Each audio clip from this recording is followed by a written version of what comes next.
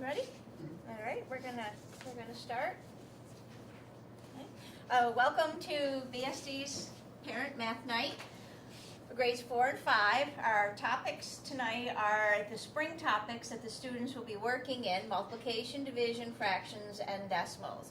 We want to thank Laura Boudreau, our SVSU Director of Curriculum Assessment and Instruction. She was the pizza server tonight.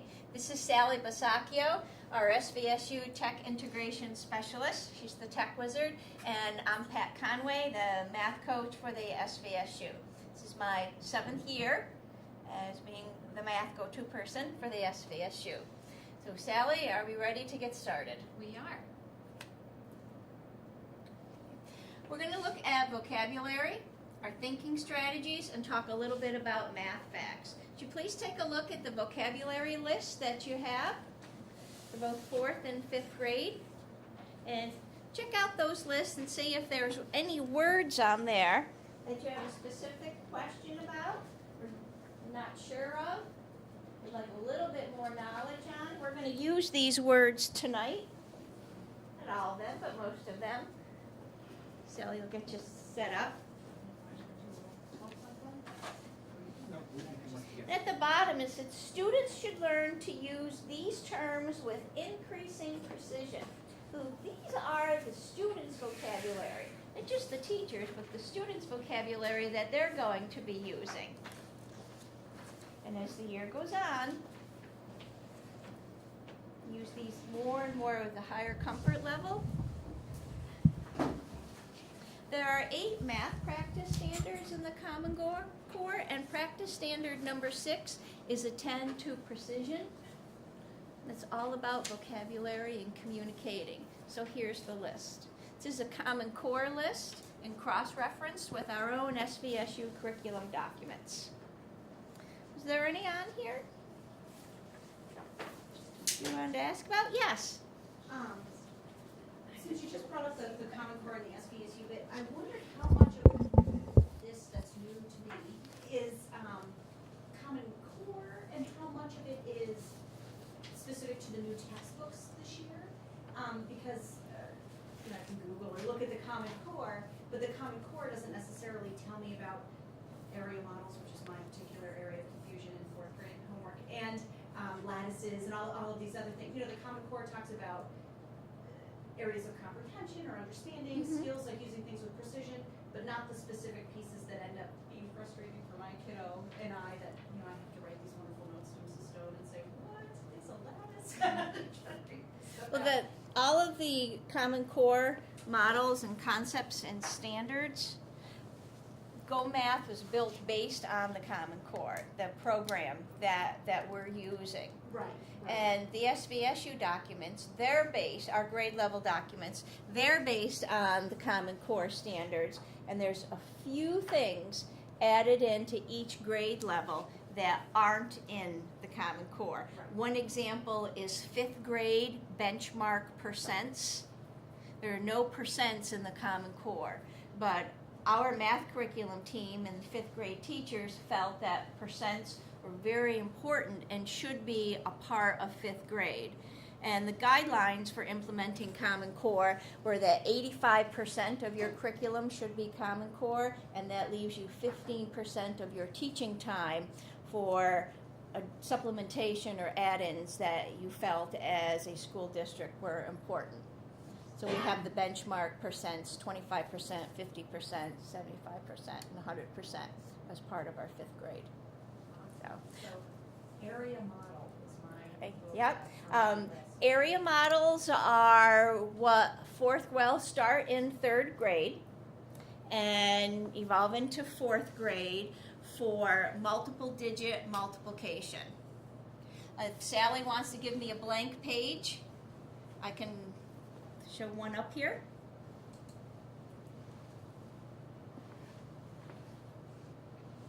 So fourth grade is responsible for multiplying a 2-digit number by a 2-digit number. Let's do an example of 23 times 14.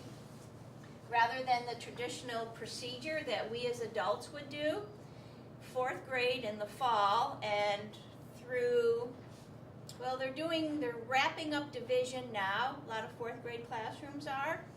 So they would think of this as 20 and 3 more, decomposing for place value.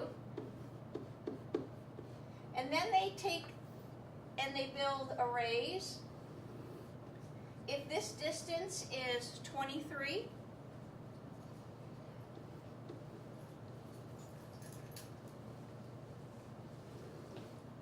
this is your open area model.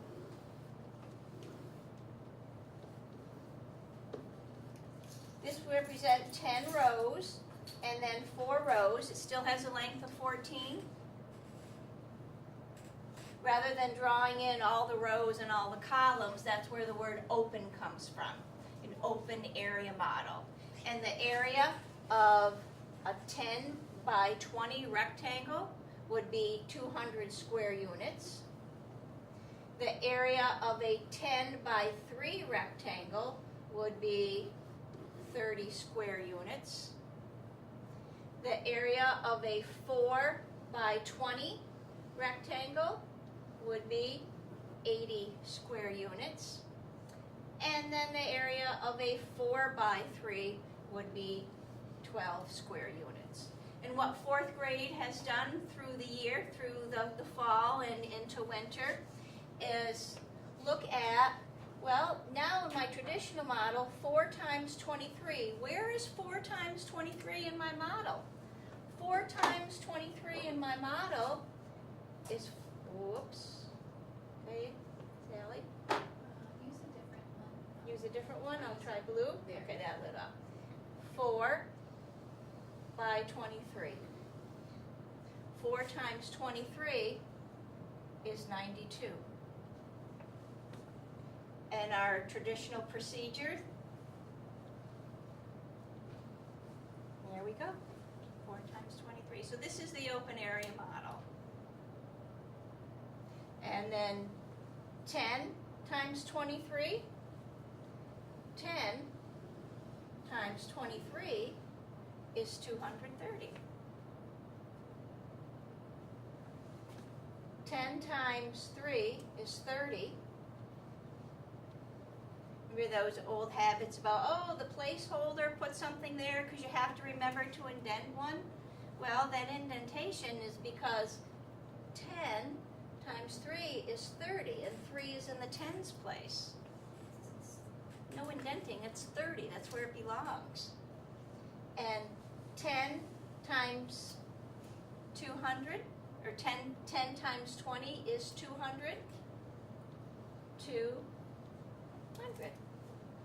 And then you add all the parts together. Okay? But this is what fourth grade has done fall up to winter. And then working backwards for division. Now they're starting to work with fractions. And that was our topic for tonight. So, okay, ready?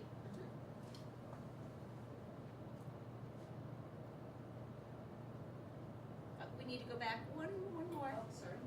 Yeah? There we go. So we have our vocabulary. We're going to use those words tonight when we're talking with each other, just like students do with their teachers, and they will with you at home. The thinking strategies. Why are these strategies used now with instruction? Because we're teaching for understanding. We're not teaching rules like a lot of us were taught and procedures. We're teaching for understanding, and we're practicing for efficiency. Tonight, the problems that we're solved, we're not going to bring in our high school skills. We're going to use 4th and 5th grade skills because that's what your students have to work with. Well, we don't want to happen, child goes home doing homework, boy, says, I don't know what they're doing. Here, do it this way. This is how I would solve the problem. No, We're going to use the 4th and 5th grade skills that they have. Those are their experiences, are K to 3. If it's a 5th grade student, their experiences are K to 5. They don't have, as I said to Sally, they don't have the bad habits that we as adults have, where we do things by procedures and rules. So we want to follow what's happening in the classroom. So we practice, let the explanations roll, how to communicate using the vocabulary. Math facts, that's a big one. By the end of 3rd grade, single-digit multiplication is an expectation. It's up through 100, or products up to 10. 10 times 10. We were in school, it used to be up to 12s, but using 12s now, that's thought of as the distributive property, where 12 is really 10 plus 2, and then there's the multiplication. You wouldn't need 4 times 12 as a basic fact. It's 4 times 10 and 4 times 2, and then those products are added together. So, okay, Sally, we are ready to go. Okay. The opportunities to use these vocabulary words. The clock is a great fraction model. Quarter past, half past, multiples of 5 going around the clock. Great model for fractions. Grocery store. Here's your arrays. In the early grades, we have trips to the market, the grocery store, for position. Above, below, right, left, next to, in front of, behind. All those words are on their vocabulary list. Here, you can look at how many rows or how many columns, how many oranges are in that front, how many cucumbers, because we're looking at those as area models where we see the individual rows and columns. Numbers. 4th grade, I know they're still learning their facts. Some 5th grades are still practicing those single-digit facts. What are the factor pairs for 30? 1 and 30, 2 and 15. 3 and 10, 5 and 6. You can get them done as you're passing the sign. Speed limit signs for 45, factor pairs for that.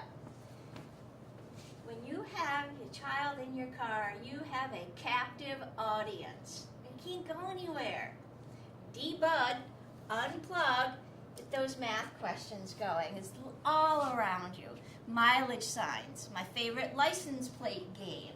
The digits on the license plates, an even number, an odd number. Do you think we can divide that number by 4? Could we divide it by 3?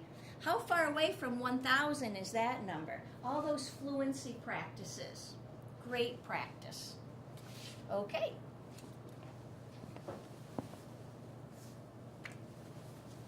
The thinking strategies.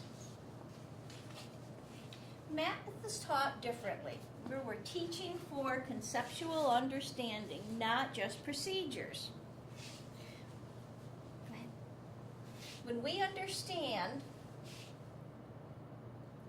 why it's this way, getting a better understanding of the math skills that we learn and how useful those skills are, that's preparing us to be college and career ready. We won't be asking in middle school, the bottom number's got to be the same. Which one do I flip and turn? The division, fractions. We teach for understanding, we practice for efficiency. Okay, Sally? Yeah. In a practice tonight, we're going to limit to grades 4 and 5 skills. We have skill set from K to 3. So remember that, and remember that when you're doing homework at night and helping at night. Just the skills that you have to this point. Don't bring your high school skills in, your high school algebra, middle school algebra. Okay? Models matter. Models are how children visualize math. They transfer from the representation to the abstract. A lot of folks and parents have asked me, when do we stop doing models? Even the middle school teachers, when do we stop doing models? Well, the models give us that visual representation. We stop with the models when we have an understanding of the procedure. Now we have something for you to take home tonight to use. Everybody gets a fraction set. We can do the dry erase boards now too. Oh, we got those. We got those out already. Good. Yep. This is your take home for tonight. I'll play with mine.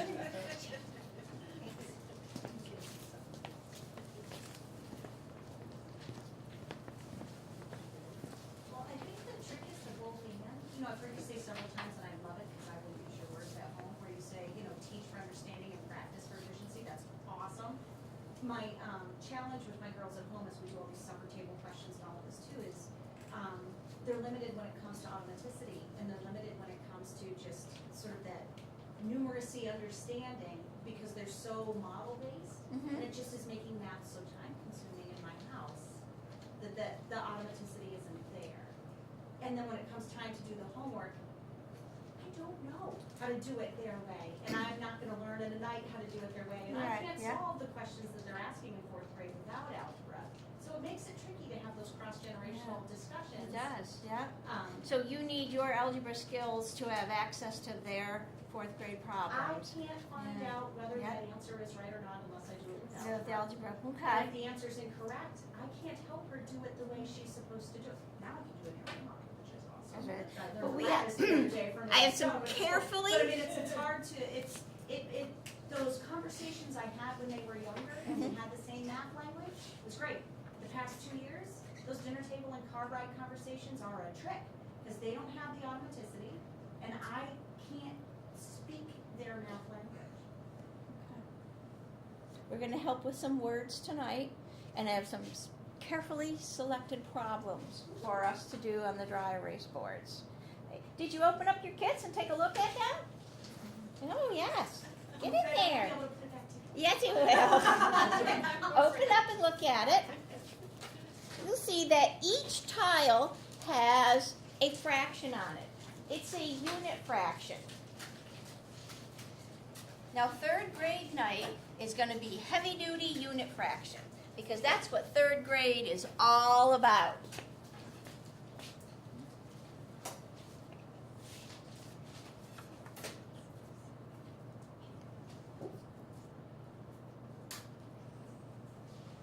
You can unsnap them. I know. Boy, the kids, they have them apart, they move them all around. So they're to take home, have conversations with.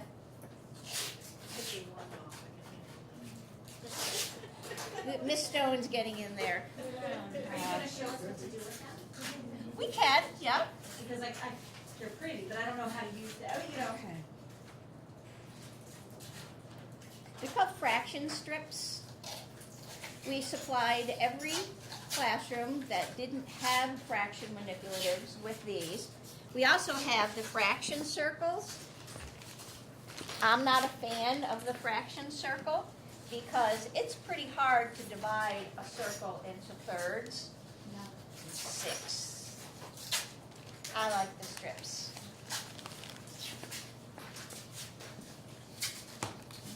So Sally, let's start talking about fractions. Oh, problem solve and persevere. Yep, forgot about that one. That's what all the computation and the strategies are about. The end result is that we have problem solvers and that they persevere through a problem when access and entry to that problem is not readily available. That's the difference between a simple word problem and a problem solving. Jane has 4 books. Mike has 3 books. How many books do they have in all? That's not problem solving. We'll look at some problem solving tonight. And perseverance, that's math practice standard number 1, that students persevere through problem solving. Okay, now we go. Fractions as numbers. Many young students don't think or see a fraction as a number. You might see it as one number over the top of another number. A fraction is a number. It's a quantity of how much. Fractions you start with as quantities between 0 and 1, less than 1 whole. And it's critical that we speak the same language. Now, in just a second, Sally's going to pull the screen down and show us a fraction. I don't want anybody to say the fraction out loud. I want you to think about it when you see it. Okay, Sally, let's take a look. Okay. What math words will you use to speak this? We tell the kids to try this out on your math lips. How would you say that number? So I'm thinking there's probably 3 big answers, or the 3 most frequently answers that I would hear. Oh, I get to do the magic. Everybody got it in your head what you said? Did you say one of those? Yes? There's one that I actually have 3rd graders, because that's where fraction notation is introduced in the Common Core, is 3rd grade. I have 3rd graders stand up and promise to never ever speak this way. And that's this one here, 3/4. 3/4, 3 and 4 are whole numbers. It looks like a 3/4, but it's really 3/4. When you're working with your 3rd and 4th, or 4th and 5th grader, and you say that as 3/4, that could be confusing to them. 3/4 is 75 cents. That's 3/4. When you refer to this as 3/4, 3/4 is a ratio comparison. The best way to speak and read that number is 3/4. You don't like that? I don't like that because that's not how people talk. And to me, it makes just as much sense for my girls to feel comfortable saying, when you see this, here are the different things that all mean the same thing. And so for them to feel badly that they're saying it the same way, or for our dinner table to be conversation to be, oh, don't say that, versus moving forward. Math is so time consuming, and things that are not a big deal become such a big deal that it becomes very frustrating. Well, 3/4 is ratio language. But so is 3/4. And so is no, that's 3/4. proportions in ratio. 3/4 is whole number reasoning. 3 is a whole number, and 4 is a whole number. I'm across the street from a college math classroom every day. I mean, it's like they're all going to be relearning. Why not just make it okay? I don't know. Well, Is it 3/4. How many times are people going to say, "Oh, give me a quarter of that"? Because they're older, they have an understanding. These are young learners with fragile understanding, with beginning understanding. Then you guys need to ban homework. My There needs to be no daughter homework. struggled with this stuff for like 3-4 days. It's just Finally went the back word. early, she picked it up in the That's it. night. The time consumingness and the judge. I mean, or just don't send math homework home, because math homework takes 2 hours with a conversation like this instead of just show me how you do it. Because they don't know what I'm talking about. So how can we have the fun, oh, let's talk about this, and here's a teachable moment, let's play games in the car, and let's do whatever, if when I say it's, a quarter of that, they don't know what I'm talking about. So you need to rephrase your language. Right, except that there's 3 grown-ups in my house, and I'm the only one with an hour to spend here, and it's only an hour. Do the girls understand where the quarter comes from? To me, rather than spending the time even that we're spending now talking about this or talking, it would just be, you know what, sometimes grown-ups will say 3/4, and it means the same thing, and everybody moves on. No. It just is what it is in the world, and we move forward. But we found that it falls apart later on. Yes, but in a decade, my 12-year-old's going to be working and needs to speak the language the adults around her are speaking.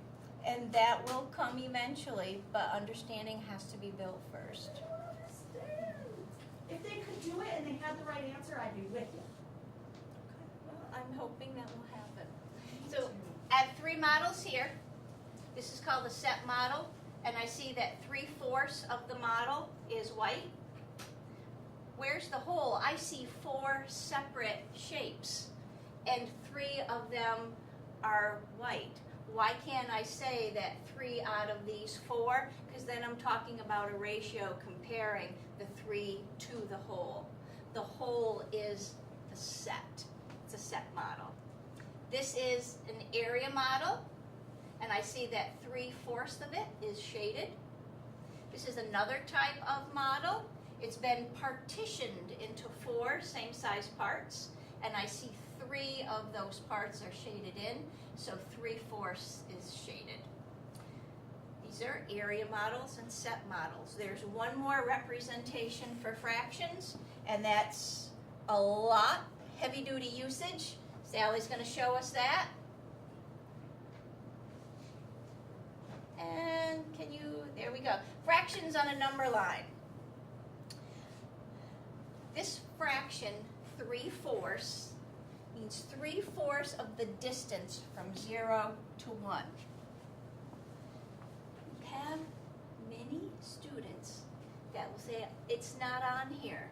They'll want to extend this out 2, 3, and 4 and put this midway between 3 and 4 because they see this as a 3/4, not as 3/4, where the whole is partitioned into 4 same-sized parts.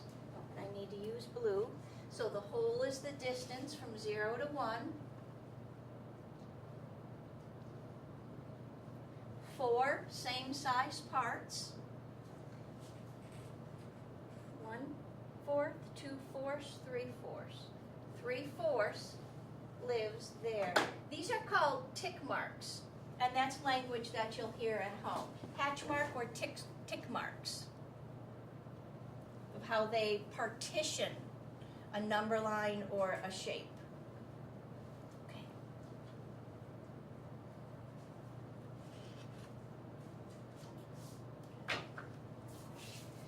Comparing fractions. 4th and 5th grade, but there are differences. Now, your default for comparing fractions is we're going to give them the same denominator and then look at the top number. No. Don't do that anymore. We're going to compare the fractions. Here we go.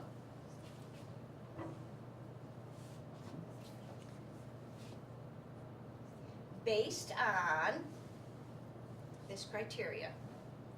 4th grade, we'll do a comparison with the same denominator. 4th grade, we'll compare fractions by looking at the same numerator. And 5th grade, we'll do a variety of both. Everything can be mixed up. Yep, keep going, Sally. Here we go. The strategies that are learned in math class, those are the ones that we want to show at home. Not write equivalent fractions. Again, here, do it this way. We've got to work within the grade level that your child is in. So, Sally, what are the strategies that we see at home? What are they based on? The size of the parts. What is the size of the parts? The size of the denominator. The definition for denominator is not the bottom number of a fraction. Bottom number of the fraction, that's where the denominator lives. That tells us how many same-sized parts the whole is divided into, like that number line or that red shape that we saw. How do you speak this? Anybody? 7/8, and this one? 3/8. They're based on the same size whole. They're both 8s, same size parts. So we could say, same size parts. Well, I have 7 1/8s, and I have 3 1/8. Well, I have more of these. So this is a greater amount. Comparing to a benchmark, I love my kitchen fractions. 1/2, 1/3, 1/4, 2/3, 3/4. If I'm looking at 8s, what would be the half? If I'm in 8s, then the half is 4/8. This is less than a half. 3/8, it's less than my benchmark. 7/8, it's a lot more than my benchmark. It's 3 1/8 more. It's definitely a bigger fraction. Whether either of these strategies that I use, 7/8 is the greater number. Okay, well, let's look at the next one. Oh, here's a comparison where they have the same numerator. Remember, 4th grade does this. Doesn't hurt 5th grade to practice it either. the size of the parts are different. And sometimes I hear students say, oh, Mrs. Conway, you would think that this one's bigger because 8 is bigger than 6, but with fractions, it's just the opposite of what you would think. No, that's not thinking about a strategy. Sally, let's see what's underneath these blocks. These are the same size holes, all right? Here's another math word, the same size hole. This one is partitioned into 6 same size parts. This one is partitioned into 8s, 8 same size parts.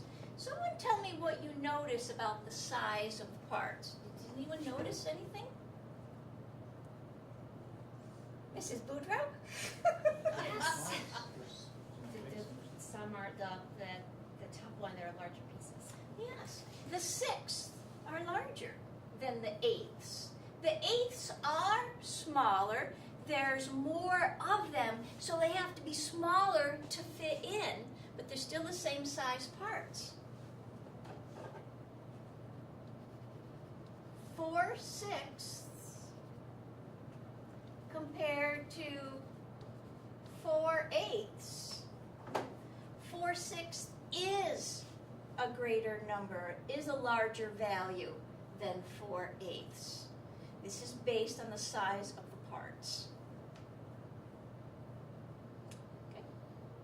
So that's thinking strategy. Remember, your default as adults is probably, well, let's give them the same denominator, a 24, and then look. But we're looking at them as the size of the parts. Here's one. Oh, okay, we went all the way down. This is, that's okay. 2 fractions. 2/3, 7/8. This is, Mrs. Conway, I think they're the same. Well, why would you think that? And they're thinking strategically that, they know that 3/3 is one whole, and 8/8 is one whole. And this fraction is 1 part away from being a whole. And this fraction is 1 part away from being a whole. But what about the size of the parts? We prepared a number line model for you because we want you to be fluent with both area models and number line models. 1 whole, the unit from 0 to 1, we partitioned it into 3 same size parts. This part is a third, this part is a third, and this part is a third. Sally, will you show us where 2/3 of the distance from 0 to 1 is? Okay. We've got the same size hole, the distance from 0 to 1, partitioned into 8ths. 1/8, 2/8, 3/8, 4/8, 5/8, 6/8, 7/8, 8/8. So Sally, show us where 7/8 lives on this number line. Right there. So which is the larger number? 7/8. Now there's students say, oh, I'll bet it's because 7's bigger than 2 and 8's bigger than 3. Don't let them do that. That's not reasoning about the size of the parts or benchmark comparisons. Those are the 2 strategies that we want to work with in comparison of fractions. Is there anything you want to add, Mrs. Stone? No, that's great. No? Okay. All right, let's move to the next one. May I ask a question? Absolutely. Okay, so I understand that. Yep. That's good. I think what I remember was that we would take the denominator multiplied by the numerator crossways, and they are, but they have the multiplication skills. Yep. Sally, would you take me back and I'm going to show you where that came from. Okay. Okay. Can I touch this? Okay. So we want to find out, you're thinking of this. 3 times 7 is 21, 8 times 2 is 16, 21 is more than 16, so that's my larger fraction? Okay. I'm going to show you where that came from. What you really have thought about is setting these to that common denominator. and it's like a denominator of 24. 7/8, well 8 times 3 is 24, we call that the multiplicative relationship. 7 times 3 is 21. Oh, there's that 7 times 3, 21. 2/3, we write common denominator of 24, 3 times 8, 2 times 8, 16. So 2/3 is 16 24ths. Oh, there's that cross product. 3 times 8, 16, 3 times 7, 21. So that's really an abbreviation of the common denominator. That's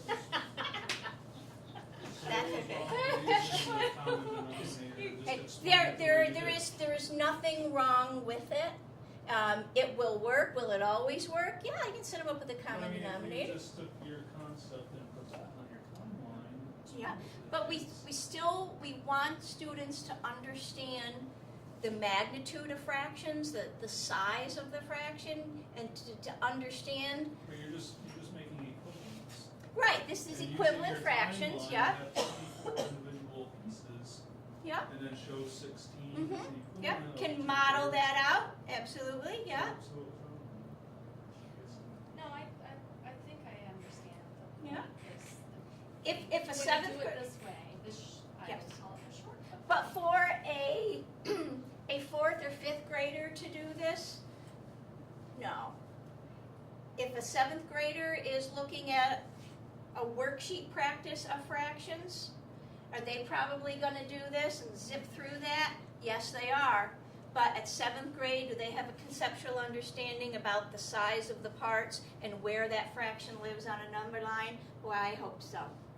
There's a place for algorithms and procedures and those abbreviations and those shortcuts, but not in 3rd, 4th, and 5th grade when we're learning the understanding of the relationship of all the numbers. So they'll get there. No, I understand. I mean, they completely missed the concept of the illustration, which I understand that. It's just a matter of, 10 minutes versus. And that when the student who said that, ooh, I think I ungrouped that. Yes. Yeah, okay. Can you bring that back over, because I want to say, oh, thank you. There we go. When the student who said, Mrs. Conway, I think they're the same because they're both one away from a whole, they are. But this is 1/3 away from being whole, and this is 1/8 away from being whole. And 1/8 is smaller than 1/3. That's the thinking that we want to build. Actually, it starts with unit fractions in 3rd grade, and it evolves. So we really need to focus on area models and. Area model, number line models. Yep, all starts in 3rd grade. And can't. 3rd, 4th, and then 5th grade, boom, 5th grade, June, they are fraction savvy. There's only one fraction operation that's not expected at mastery by the end of 5th grade, and that's division of fractions. That's a 6th grade topic. So, all right, let's look at our next model. Sally, let me see here. We've compared them. Reasoning. Oh, we're going to operate with fractions. Okay, yep. We do have some limits. Yep.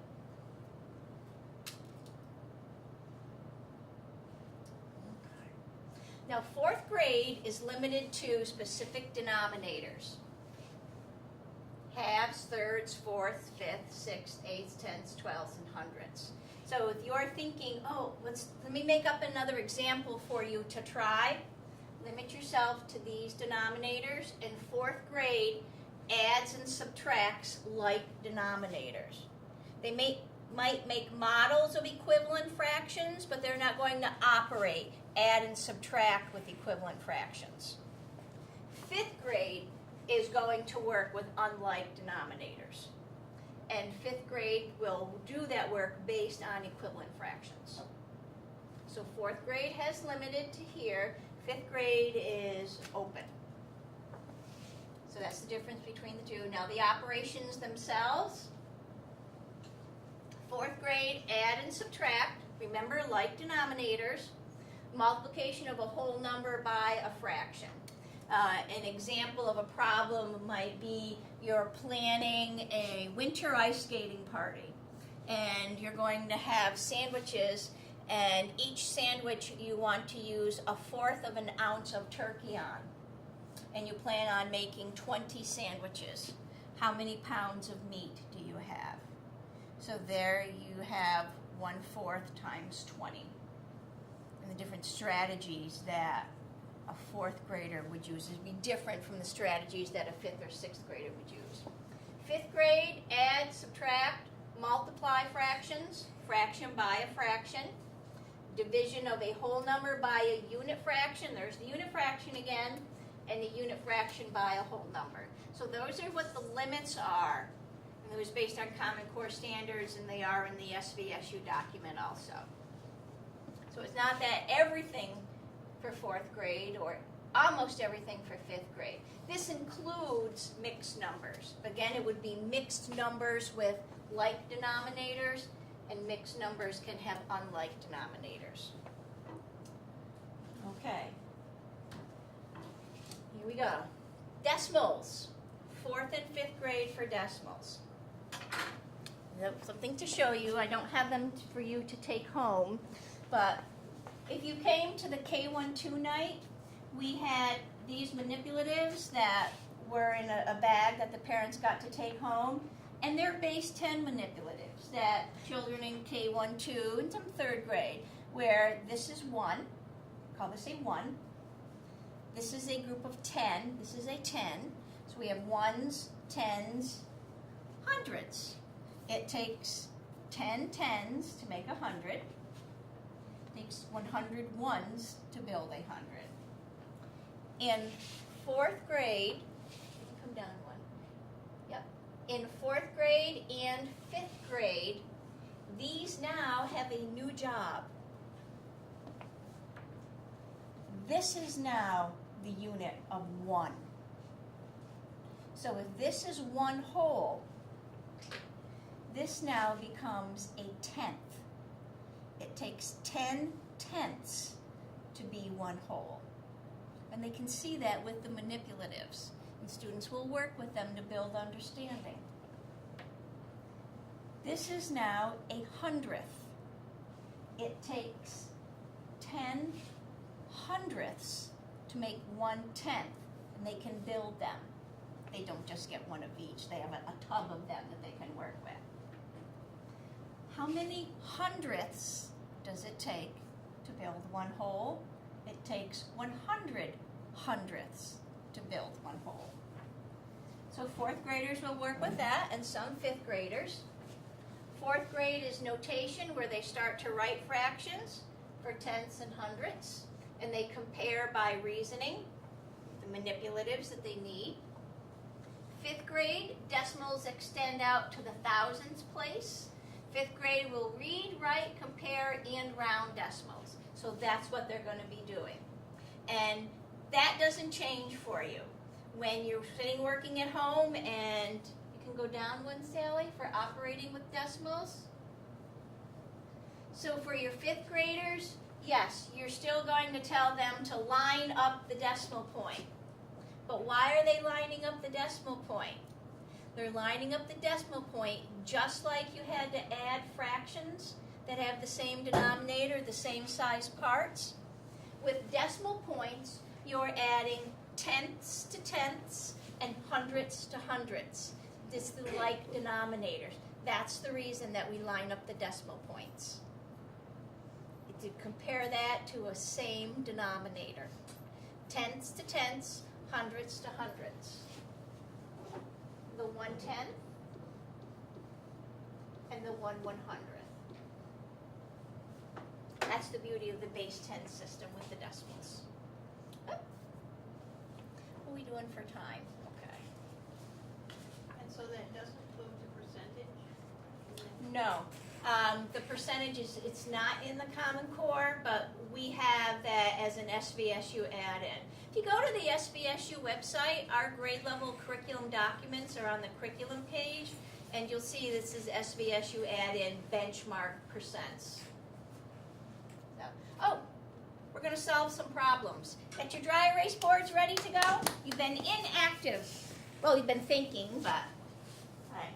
So, I selected this problem because as adults, with your adult skills, you probably just want to jump in and start dividing out some numbers. Meg has 120 flowers at the flower stand. Lucky Meg. Of all the flowers, a fourth are red.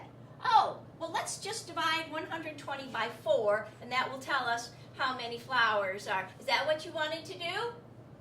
Okay, well,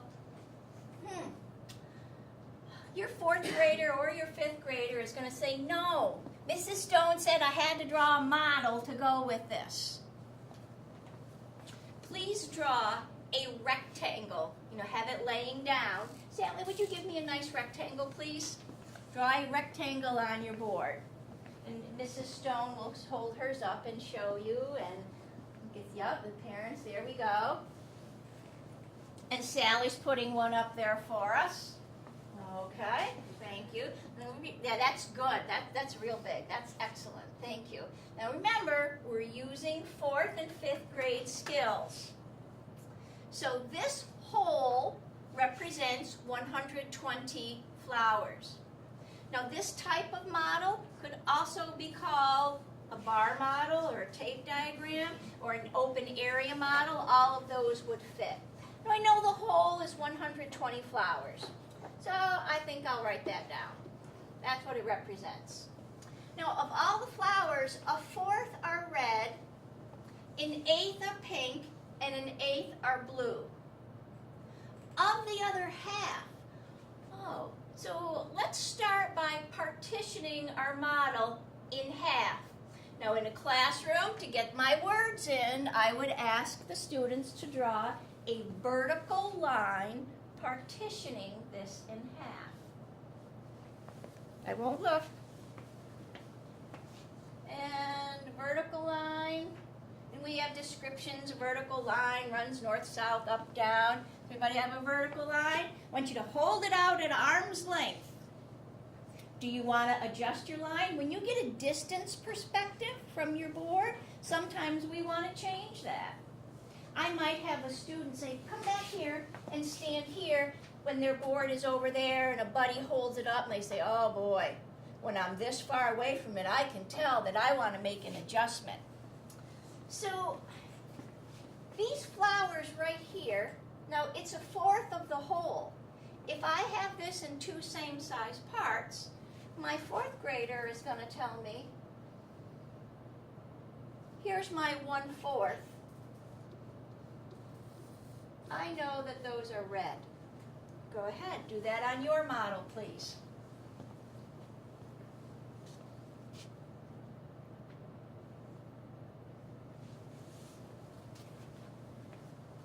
Now this half that I'm working with, I have an eighth that are pink and an eighth are blue. And my 4th graders will be able to tell me that an eighth plus another eighth is 2/8. And 2/8 is the same. So there's an eighth, and there's an eighth. 2/8 is the same as 1/4. So here's my pink flowers, and here's my blue flowers. Now let's stop there. And you're probably itching to just put some numbers down. Nope, we're still going to model. Now here's the part of the other half. Oh, here's my other half. And I can see when I got back there and looked at my model that I would want to adjust my line a little bit, but we're going to leave it. Of this half here, 1/3 are yellow and 2/3 are purple. Now some students would want to partition this horizontally to see it different, or they would do it vertical in thirds. I'm going to do it horizontally. And I'm going to do this in thirds. 1/3 are yellow, and 2/3 are purple. So this is all my purple. If you want to take this half and put that into vertical partitions, using the word partition a lot. Partition means you're dividing into same size parts.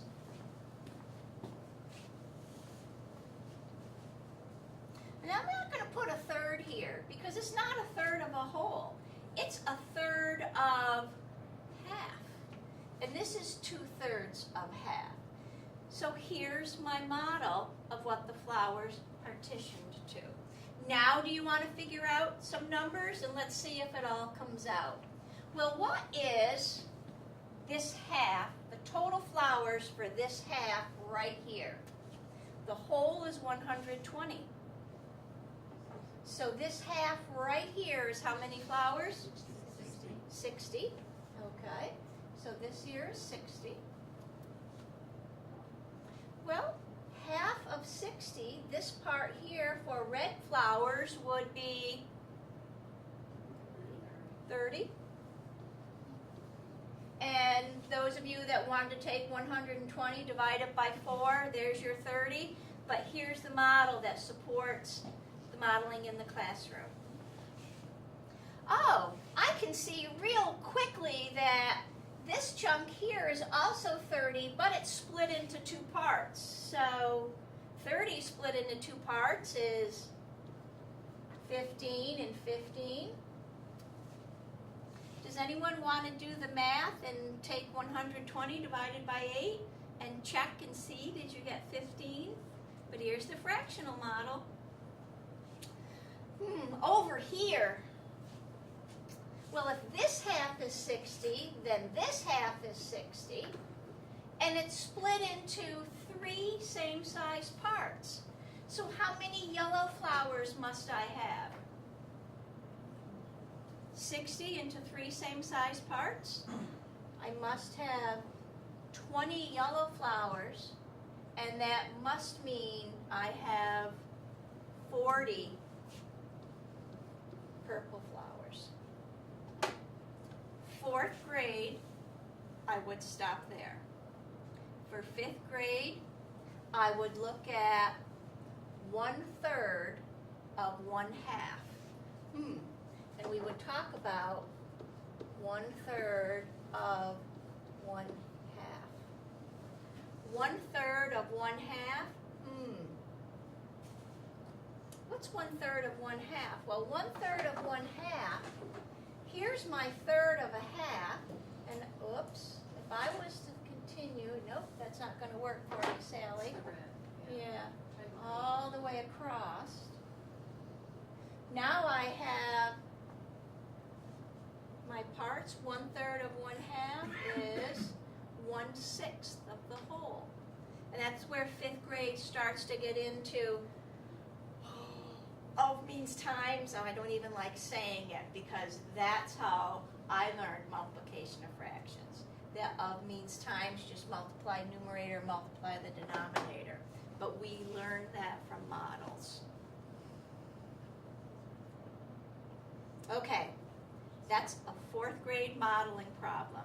It's an open area model, it's with partitioning. Now, hang on, Sally, not yet.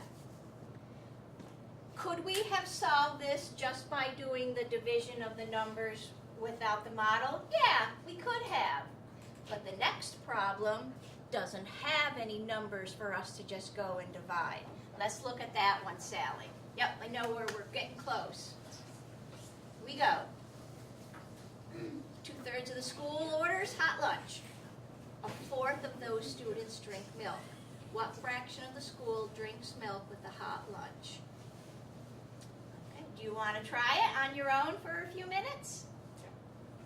You can solve it algebraically, it's okay. And then I'll show you how a 4th or 5th grade would solve it out. What it would look like.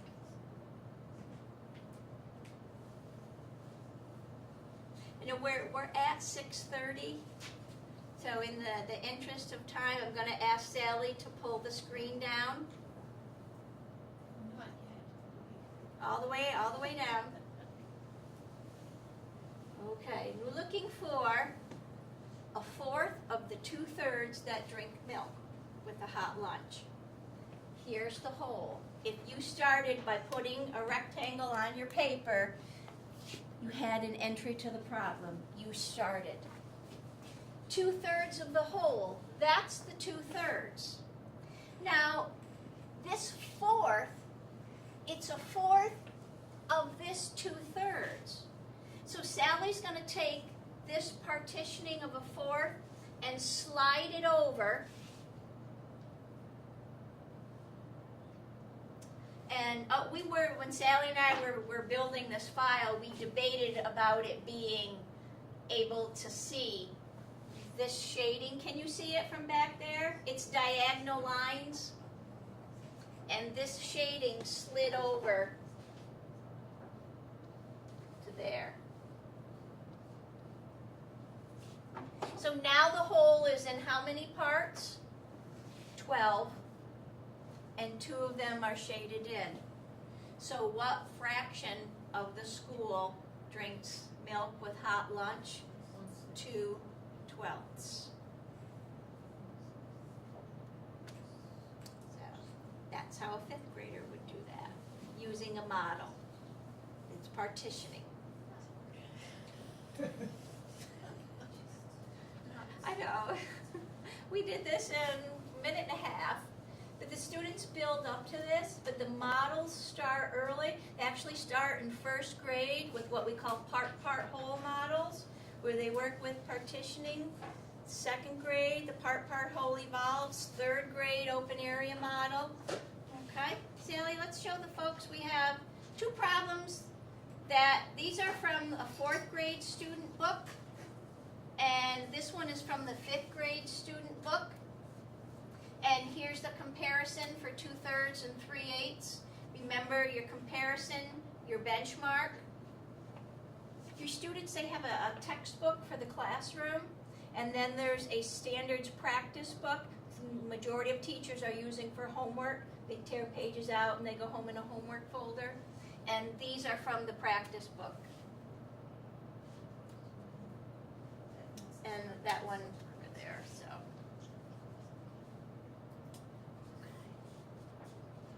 I know it's a couple minutes past 6:30, but I'm going to put my email up here, and you please email me with your concerns, your frustrations, your questions, and I'll do my best to answer them and direct them. I love to talk about math and solve math problems. I think I have the greatest job in the world. Get to do math all day, from little ones in kindergarten that are showing me, different ways to make 4, 2 and 2 or 1 and 3, all the way up through the middle grades.